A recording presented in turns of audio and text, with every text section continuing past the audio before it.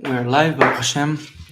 Welcome to the study of the book Inner Space by Rabbi Aryeh Kaplan. We are in chapter 2 by the subtitle The Ultimate Gift. We're going to recap a little bit from the beginning of the chapter. Just for the people who are watching and they will watch this lecture, we are in Jerusalem, in the Holy City.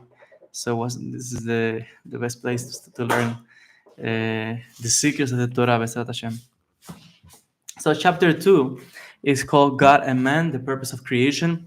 Basically, right here in the beginning, what it says is that one of the fundamentals of Judaism is to understand that life has a purpose. But not only that, we also know that not only life has a purpose, but we know that man has a purpose. And we also understand that if we have a purpose, we were created by a purposeful being, meaning that we believe there's a creator. And that creator, we call it God. The Kabbalists, the Mekubalim, call him the Ein Sof. So basically, this is the idea of the beginning of chapter 2. He also explains and says that we don't know all the secrets or the reasons why the Almighty, why the Ein Sof decided to create everything. There are different theories. Some people say, well, he's a king, but someone is not really a king until he has subjects. Some people say God wanted to bestow goodness to his creatures, to his creation. And they explain, the Talmud explains that the life in the world to come will be basically would be to just be basking in front of the Shekhinah, in front of Hakadosh Baruch Hu, and that will be like the ultimate bliss. That will be the moment in which basically the creation will meet the Creator, and basically some of the explanations. Some people also say, well, one of the reasons that, or the purpose of existence, is to come into this world, and we are helping the divinity to know Himself through us.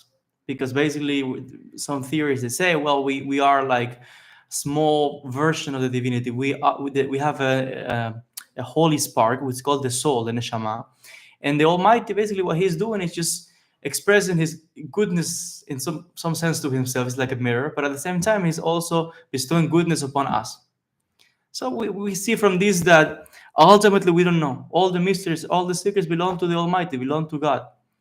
But there are different understanding of what the purpose of creation it is. That's why it says here, it says the following, that Hashem is good. God is good to all, and His love rests on all His deeds. He says He had no need to create the world. God Himself is absolute perfection. I'm just reading a few paragraphs just to recap. And He has no need for anything, even creation. Thus, the best of our understanding, we can say that God created the universe for the purpose of bestowing good upon man. So what I was just mentioning. It says also, the Talmud provides us with a parable about this. It says that a king once built a beautiful palace, decorating it with lavishly and stocking it with the best food and drink. When it was all finished, he invited his guests, saying, if there is no guest, then what pleasure does the king have with all the good things that he has prepared? It says, after everything had been prepared, the guest, meaning us human beings, was brought into the world. So basically, everything that exists is because of man. And that's why there is even a quote in the Talmud by the sages, the Hachamim, that said that you have to think that the world was created for you. You say the world was created for me. And I guess this is the idea. Who wants to start with the ultimate gift? Who wants to read?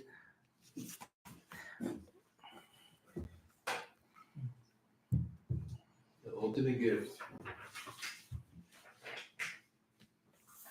No matter how selfless a human act may be, there's always some benefit to the doer, even if it is nothing more than a degree of self-satisfaction. God, on the other hand, has no need for anything.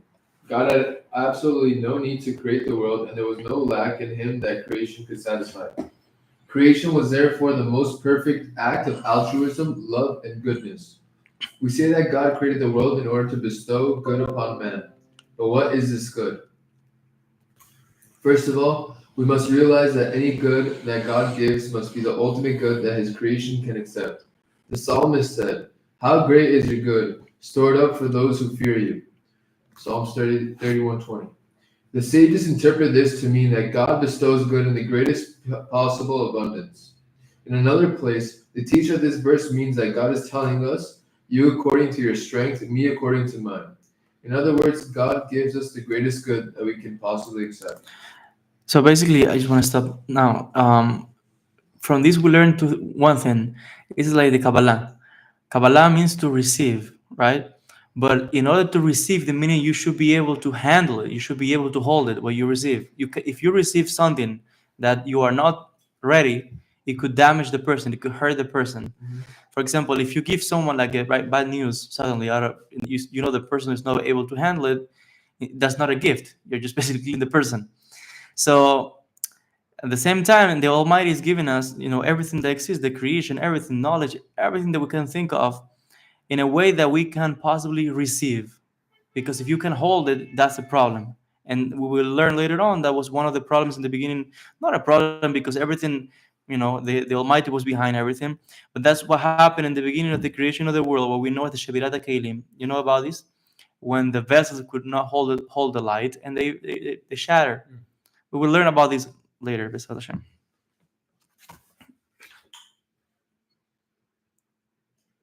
But what is the ultimate good? What is the greatest good that God can bestow? The answer is really quite simple. The ultimate good is God Himself. The greatest possible good that He can bestow is Himself. There is no greater good than achieving a degree of unity with and experiencing the Creator Himself. The psalmist thus said, "I have no good but you." Psalms 16:2. In the Talmud, Rabbi Acha interprets this to mean that no true good exists in the world except that of God Himself. The ultimate good is to partake of God, and it is this good that He planned to give the world. He would create a world where His creatures could ultimately partake of His essence and experience Him. The Kabbalists teach that this is the concept of God's most sacred name, the Tetragrammaton, Yud Ke Vav Ke. The Tetragrammaton consists of 4 letters, Yud, He, Vav, and He. These 4 letters have a very special significance. I just want to also say something here. It says the ultimate good is God Himself. That's the highest thing that we can achieve, to get to know the Creator, to get to know the Almighty. But also it says here that there is no greater good than achieving a degree of unity with and experiencing the Creator Himself. I can explain also this in another way.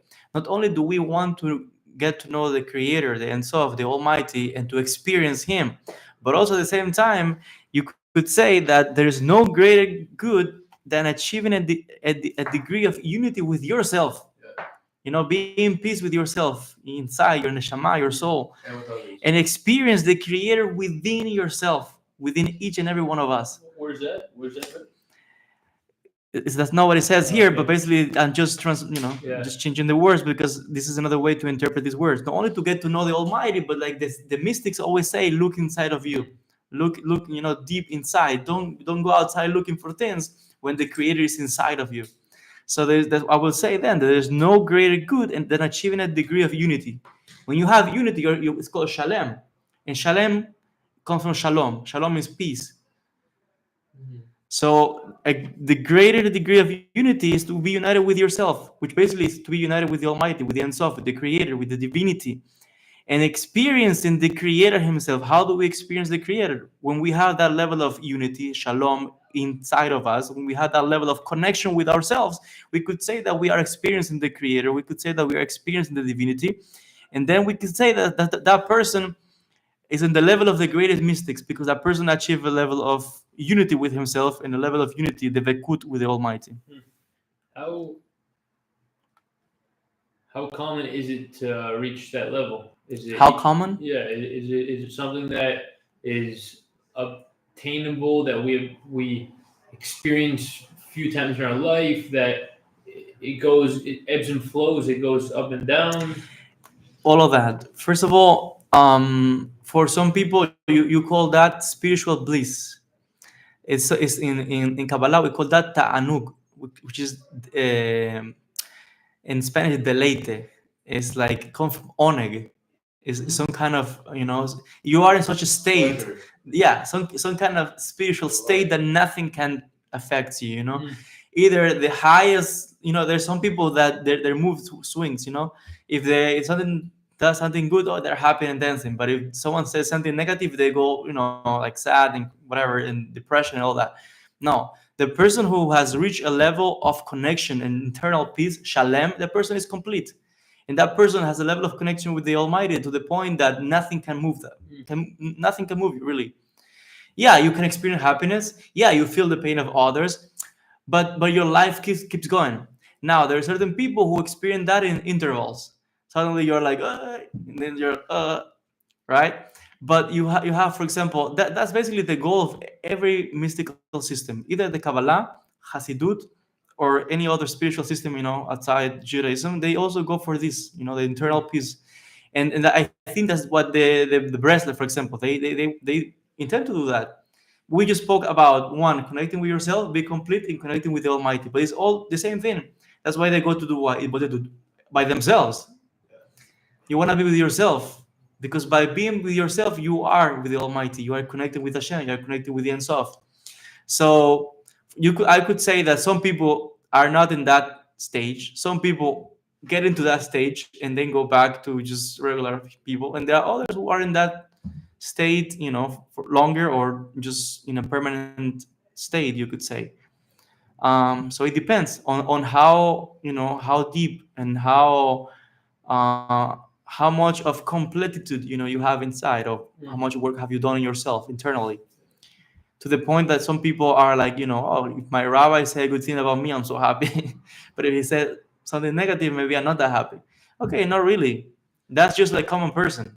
You should be happy anyways by yourself, because usually we have in society that people put their happiness in someone else's hands. Meaning their happiness depends on someone else. Oh, because what my mother said, or the rabbi said, or the world says.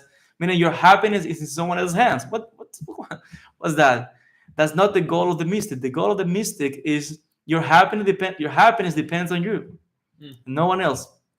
That's just called to be shalem. Then you have shalom, peace. Then you're in a state of completitude. It's like, that's basically what it means. I don't know if that answers your question.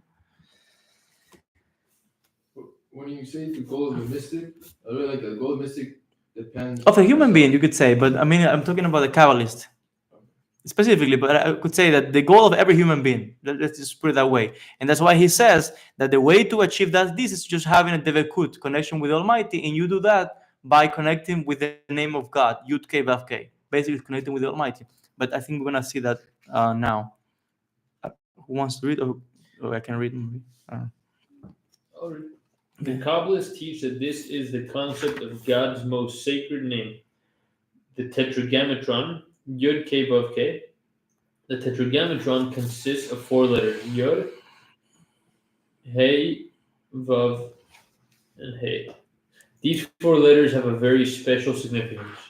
The Tetragrammaton is related to the past, present, and future tense of the Hebrew word to be. In Hebrew, was is haya, hey is hove, hod vav he, and will be is yeh, yud ke vav ke. Therefore, Yud K. Oh, yud ke. Yes. Therefore, when one reads the Tetragrammaton, one should have in mind that God was, is, and will be, all at the same instant. This indicates that God is utterly transcendental and higher than the dimension of time. God exists in a realm where time does not exist. At the same time, the Tetragrammaton denotes that God is Mahaveh, the one who brings all existence into being. It is in this sense that the Tetragrammaton refers to God's causal relationship with his creation. He is the source of all being and existence, and his essence permeates creation. What is it? Yeah. I was just looking at Hashem's how Yud K Vav K come together. It's the verb to be in past, present, and future. Mm-hmm. I'm trying to see, is there a connection with the total number of letters in all the different in was, will be, And is 10. There's 10 letters. If you put them all together, is that connected with like? Is there a connection there? The 10 Sefirot, like each letter is with Sephira. Well, let's see. For example, was Hey is 5, Yud is 10 is 15, and Hey is 5 is 20. The gematria was in the count. The count of how many letters are. Oh, you mean 3, 9, 10, 13. 3, 3, and 4. Hey Yud Hey Haya. Oh, you're right. Hey Vav Hey is Haveh. Okay, that's a good point. I haven't seen that before, but that's a good But how point. is it you put it together? How come it came to be Yud K Vav K? Like why that order? Because that's the name that encapsulates all of these three different concepts: past, present, and future. And that's why we mentioned that's why we call the Hashem, the Creator, the Almighty, we call him the Ein Sof. No beginning, no end, meaning he cannot change. No change. Remember what we just said? When a person reaches a level of shalem, a level of completitude, meaning nothing can affect you, right? So you are in a state in which past, present, and future stays the same. So basically, you could say that by we getting this level of connection with the Almighty, we are, just getting, like, what would we say in Spanish? We estamos asimilando. Basically, we are becoming like the Almighty. Why does it start with Yud? Like, is Haya starts with Hey, Hove starts with Hey? Because that's the way the Hebrew grammar it is structure. So when you have the Yud in the beginning, that's the future. That's why it's called Yeh. When you have the Yud after the second Hey, that's already in the past. And when you have so it says Hove was is you see is moving. See how the Yud moves, beginning, middle, end. Although you have Vav for will be. Oh wait. In Hebrew, was is Haya, was. Is Hove, meaning it's in the present. And then you have Yeh, which will be in the future. Mm-hmm. Then you have the Yud at the beginning, Yud K. Then you have, that's for will be in the future. Haya was, you have the Yud after the Hey. And then you have Hove, which is Yud Vav. Sorry, Hey, Vav, Hey, Hove. It has to do with the Hebrew grammar. Mm-hmm. I see it. Yeah, I was just trying to understand the conjunction, like how they, like the structure of why is it in that specific order. Mm. I guess for like another class, like maybe like seeing how it's drawn out. I think it's because of the Hebrew grammar, Mm-hmm. and also what I just explained, that the way you move the Yud is telling you the time, either present, past, future. Although for present you have a Vav. Mm-hmm. I don't know if that answered a little bit the question or. No, it's good. So you're saying that the Yud in the first and was is in the. No, you see the Yud for Yeh, Yud Hey. Yeah. Say the Yud is started with the name, so it's in the beginning. Will be. That's the future. Will be, yeah. Then you see the word for Haya is Hey, Yud Hey. So that's why the second letter is Hey? No, that's why the second letter is Yud. You see the Yud move. You mean the second letter is Yud? Where's the second? Hey, Yud, Hey. Yeah, the first. The first, yeah. So you first look at will be. You put it in the beginning, and there are other words then in which you have it more clearly. This one you see that there's a Vav. Hey, Vav, Hey for Hove, which is. Right, but you have, for example, there are other Hebrew words that sometimes you see the letters how they move in the beginning, in the middle, in the end. It's basically telling you how the exactly the tense, yeah. But basically, from this we can see that the Almighty, there's no change for him. Past, present, and future is all. Even to say that it's a way of explaining basically the Creator, but you cannot even say that for him there's a past, there's a present, there's a future. Basically, for the Creator, there's no time. Time only exists in our world with Bereshit, right? And that's what it means to be transcendental. He's beyond everything, beyond time, beyond any description. Nothing can be attributed to him, no change, nothing. And because of that, he is the one who can bring things into existence. Because that's what his name means, Yud K of K, the one who makes things to happen, basically. Eternal. Yeah. Should I continue? Yeah. We can understand this on the basis of an ancient Kabbalistic teaching, which states that the 4 letters of the name contain the mystery of charity. According to this teaching, the first letter Yud can be likened to a coin. The letter Yud is small and simple like a coin. The second letter Hey represents a hand that gives a coin. The hand that gives a coin. Every letter in the Hebrew alphabet also represents a number. Since Hey is the 5th letter of the alphabet, it has a numerical value of 5. The 5 of Hey alludes to the 5 fingers of the hand. The third letter, Vav, which is a form of an arm, denotes reaching out and giving. Furthermore, in Hebrew, the word Vav means a hook, and thus Vav has a connotation of connection. Indeed, in Hebrew, the word for the conjunction and is represented by the letter Vav prefix to a word. You guys understood that? Yeah, I've seen that the connection with the coin. Mhm. It represents charity. The Yud is the coin hand, and the Vav, and the other Hey is the receiving hand. Mhm. And then finally, the 4th letter, the final Hey, is the hand of the beggar who receives a coin. This is the essence of charity on the mundane level. Charity can also be understood, however, on a divine level. The greatest good that God gives is existence itself. We have no intrinsic claim to existence and cannot demand this from God. When God gives us existence, therefore, it is a gift of love and the most perfect act of charity. The Yud now represents the gift of existence itself. At the level of Yud, however, existence is still not ours. I just want to say that you see, that's the reason why every morning we wake up and we say Modani, thank you. We say thank you, Hashem, for giving us life. It's a gift. It's not like, oh, no, he has to. No, he doesn't have to. He did because, it was a gift for us.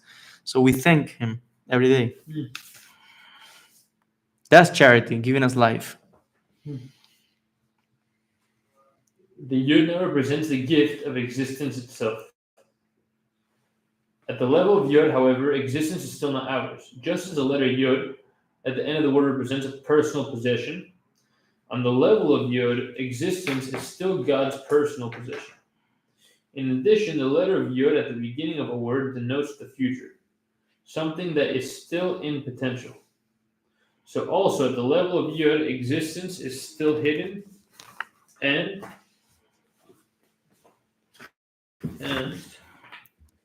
Not available. unavailable. There will be no access to it until a hand is created to receive it. Okay, I can read. So basically, what he's explaining is that if we look at the letters Yud, K, Vav, K, the first Yud, he's saying basically that's the level of existence, but it's hidden, meaning it's still in the realm of the divine, of the Almighty. So he's saying that in potential, there's right a lot, but until that comes into actuality, it's not really in our domain, in our realm, right? Let's say that there's store for you in life that you will get, I don't know, you'll get married, you're gonna have children, you're gonna have house, so it's there, but it's still in potential. It's in the level of the Yud. There still needs something to happen in the spiritual world, the hand, and then your arm, and then your hand to receive. But it's still there, right? Or let's say all the knowledge that we will gain from learning this book, it's still there. It's like the Yud, but it's hidden, it's in potential. And eventually we'll get it. And that's why it says, in that level, everything belongs to God. Nothing is ours. Only everything belongs to Him. Any questions? Should I keep reading? So it says the Hey of the Tetragrammaton is God's hand, which holds the existence He wishes to give us.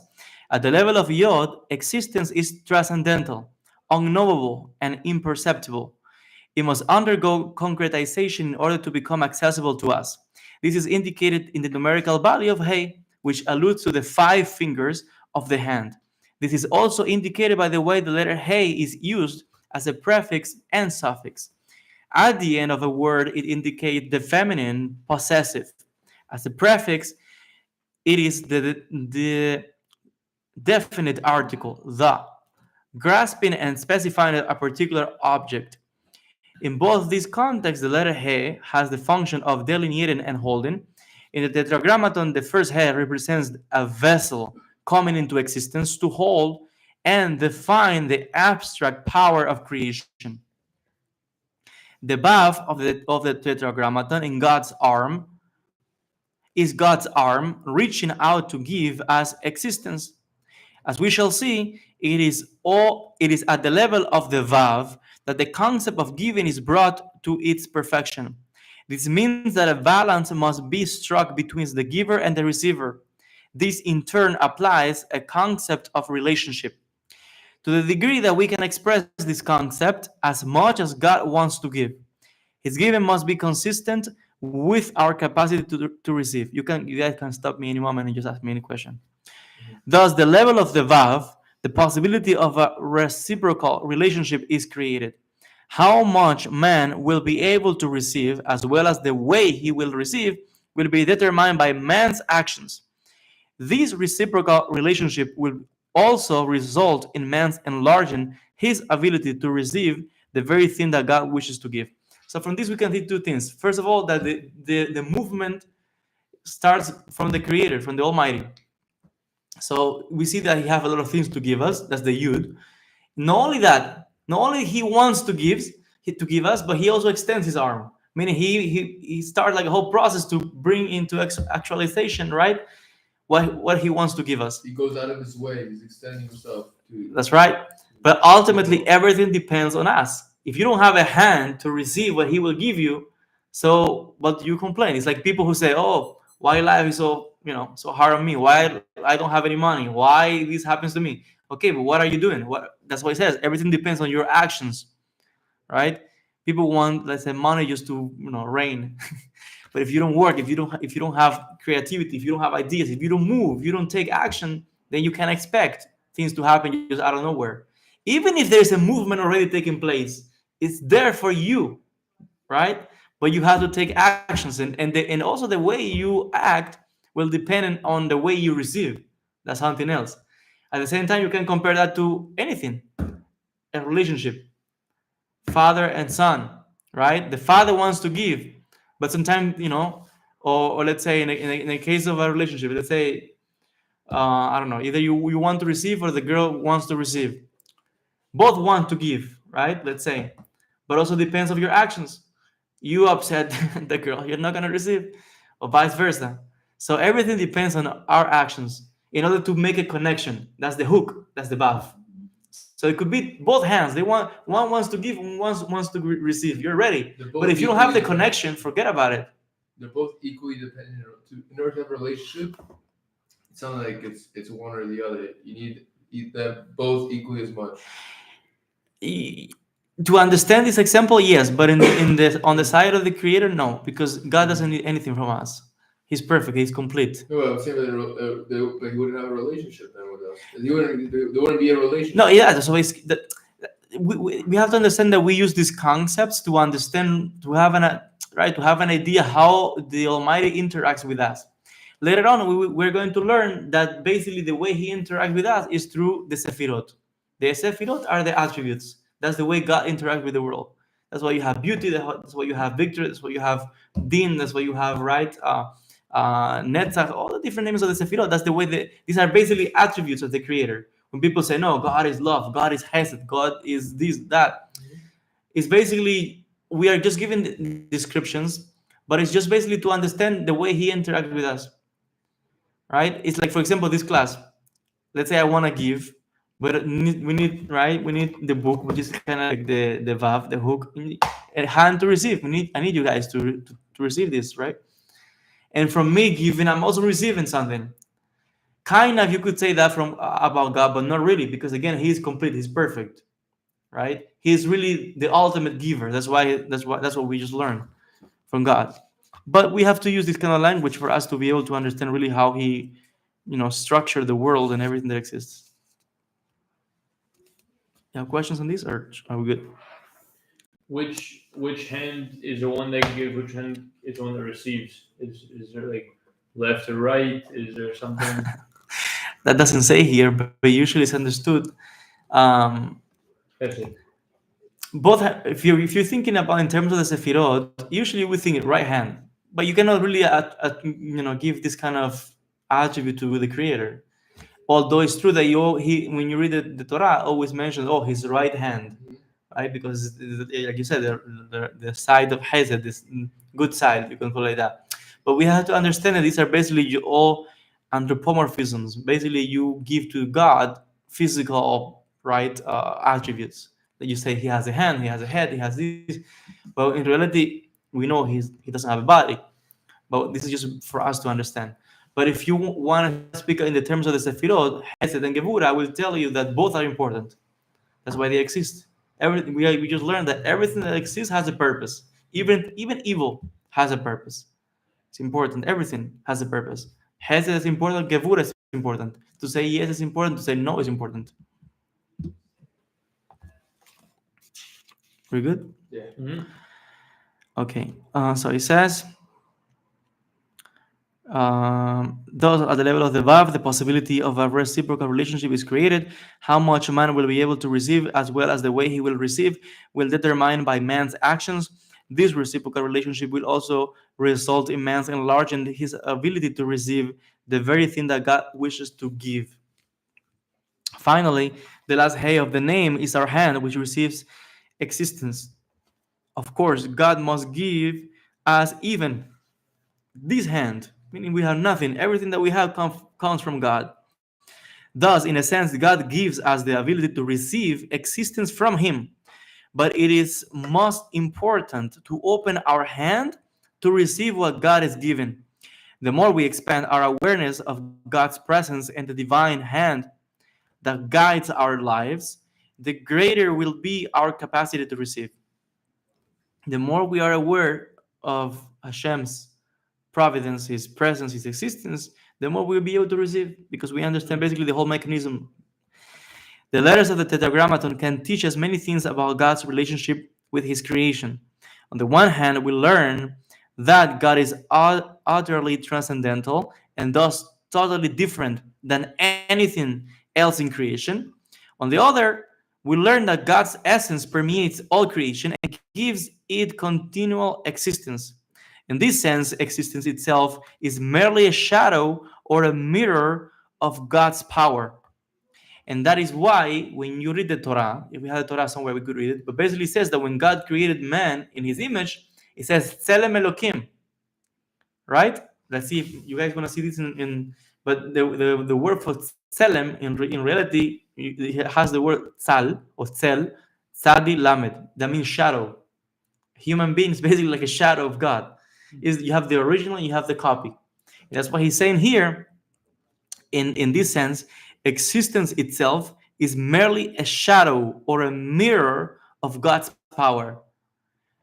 Right? That's why although we say we have a spark of the divinity inside of us, we have, right? It would be a big mistake for someone to believe, oh, I am God, I'm this. No, you're not. Be humble to understand that you're just a copy. You have just like a small, tiny fraction of the divinity, of the Almighty. Is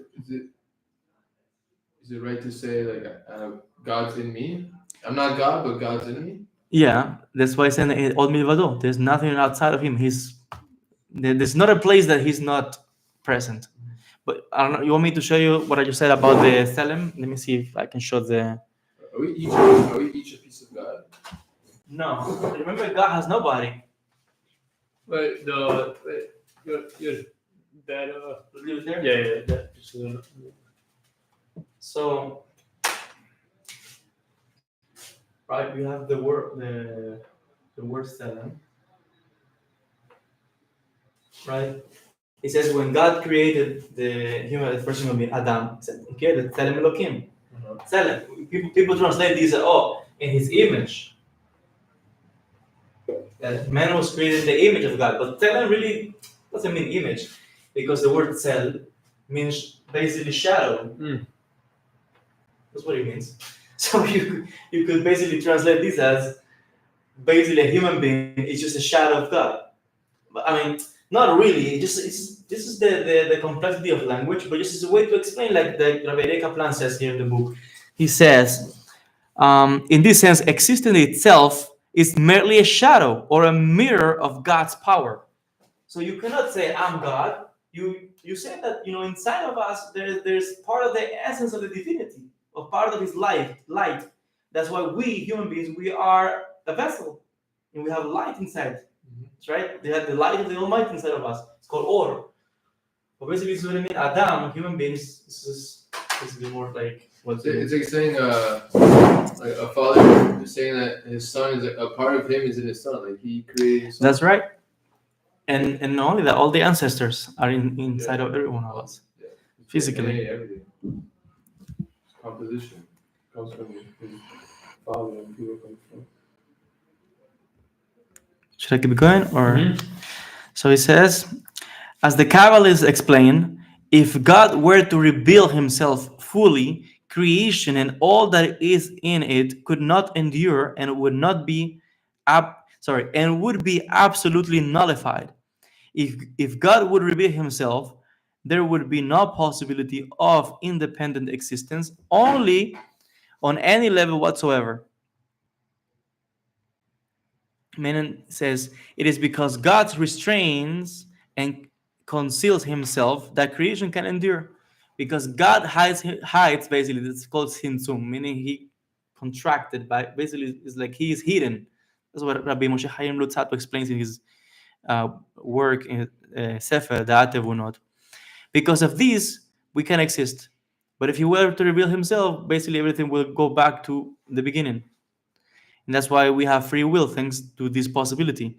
This can be explained in so many practical examples. Like, for example, if you have let's say, these people who win the lottery, suddenly they've been poor all their lives, and suddenly they win, I don't know, 20, 50, 100 millions, and they lose everything, and their life is a chaos. They cannot handle such amount of light out of suddenly. So if it's right, it's like, for example, in the beginning of a relationship, you go on the first day with a girl, and on the first day you just want to marry, want to have children and this and that. Next time, okay, I don't want to see you. Thank you. You just blow up everything. It was too much light suddenly. You kill the whole thing, right? You kill the charm. You kill everything.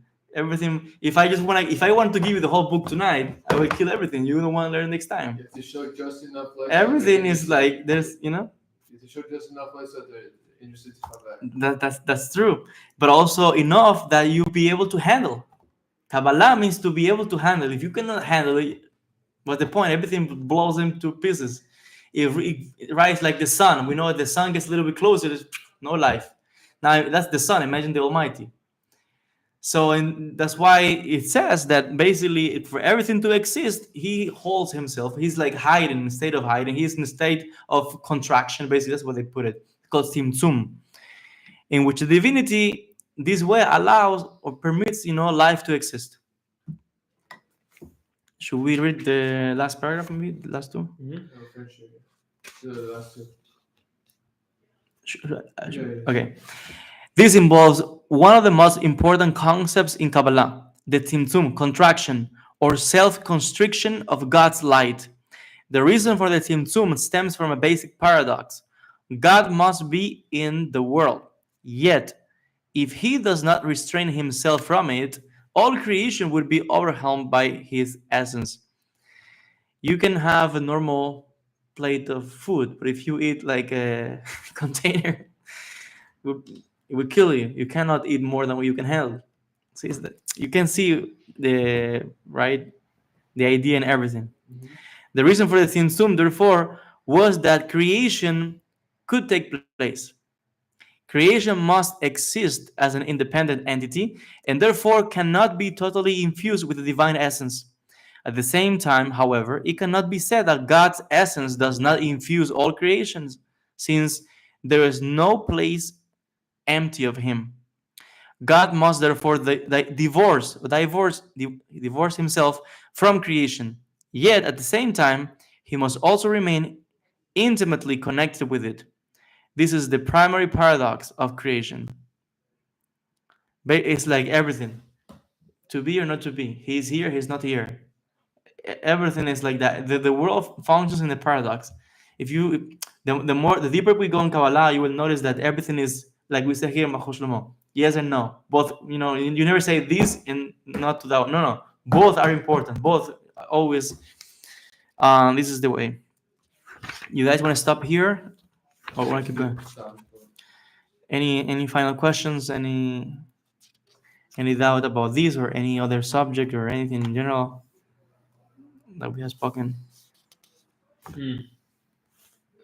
It's yeah, it's this concept that too much of something good can then Be harmful. yeah. Like even like eating. So you eat healthy foods, but all of a sudden you start overeating those healthy foods. Healthy food, it doesn't matter how much. It doesn't matter if it's the nutrients and the qualities of the food. If you're eating more than your body can handle, you're intoxicating your body. Too much sleep is bad. Too much food is bad. Too much anything is bad. That's why you see that from something good, evil can come as well, and from something evil, it's vice versa. So you can see that good and evil is basically just it's the same thing. It just depends the way you put it, this way or this way, but it's basically the same thing, the same coin, just different faces, right? I think the Rambam says something about like it's better to eat a little bit of unhealthy food than to be eating a lot of healthy food, like in portions, like little bit of just doing a little bit of like something that's harmful for the body is better than overdoing and having. Because it's also bad. It's very bad for you. Yeah. If you eat a lot, could get you sick. That's why the Torah says if you don't eat too much honey, you're gonna throw up. Yeah. You know. It's amazing how Hashem created this world. How it's all about finding the balance. Kabbalah and spirituality is good, but don't go too much into just go back to normal. To pray is fine, but we don't pray 24/7. We go back to normal things. Yeah, Hashem said to Moshe, like, why are you crying? Like, why are you crying out to me right now? Like, you shouldn't be crying. Right now is not the moment to be praying.